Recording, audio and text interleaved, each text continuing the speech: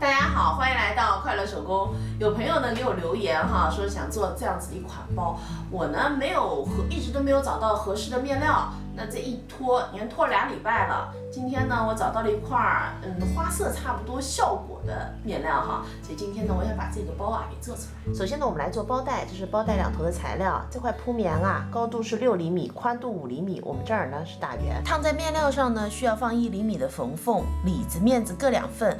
我们在圆弧上边用针线梳缝一下，然后呢把梳缝线给抽紧用熨斗熨烫定型。接下来呢，我们准备一根包带，我在包带上穿了一个口子扣，一个日子扣。咱们这个包带3.8厘米的宽度，我一共呢用了1.5米。我把刚才做的这个材料，里子1份，面子1份，夹住我们这个包带。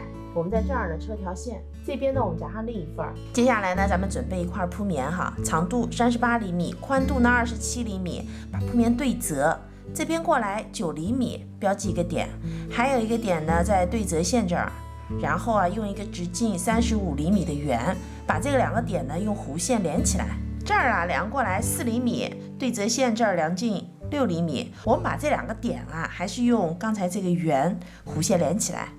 现在呢，我们把这2部分多余的铺棉剪掉。铺棉剪好以后呢，我把它烫在面子上了。今天咱们的材料，面子是2份，里子是2份。铺棉烫好以后呢，我们是要放1厘米的缝缝。接下来我们准备一根32厘米长的拉链，我们把拉链这样分开，好做一些。我们把拉链呢搁在咱们的面子上边，齿呢是冲里的，我们把它装在这个圆弧上边，然后我们盖上呢我们的里子。我们把这个圆弧呢给车上，那这半根拉链呢，我们装在另一份上。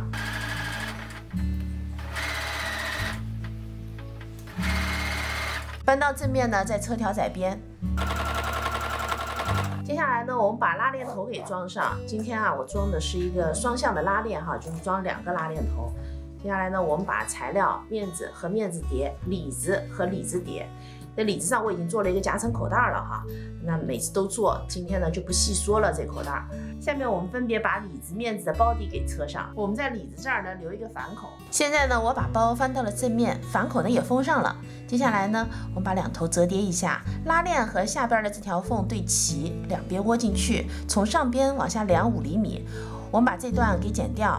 这头也是一样的剪掉5厘米。剪好以后呢，我们拿出之前做好的这个包带我们把它这样子夹上这个位置，然后我们车上这个弧线，这边呢我们夹上另一头。现在整个包呢就做好了，这包带是黑颜色的，好像整体效果差点意思我呢就做了这个护肩垫，用的是本色的面料。然后今天的拉链呢是黑的白的，2个拉链头颜色不一样是为了呼应这个熊猫黑白的这个图案所以整个包做好之后呢，让它有一个整体的效果。说实话这块面料烫上铺棉以后的效果其实不是特别好。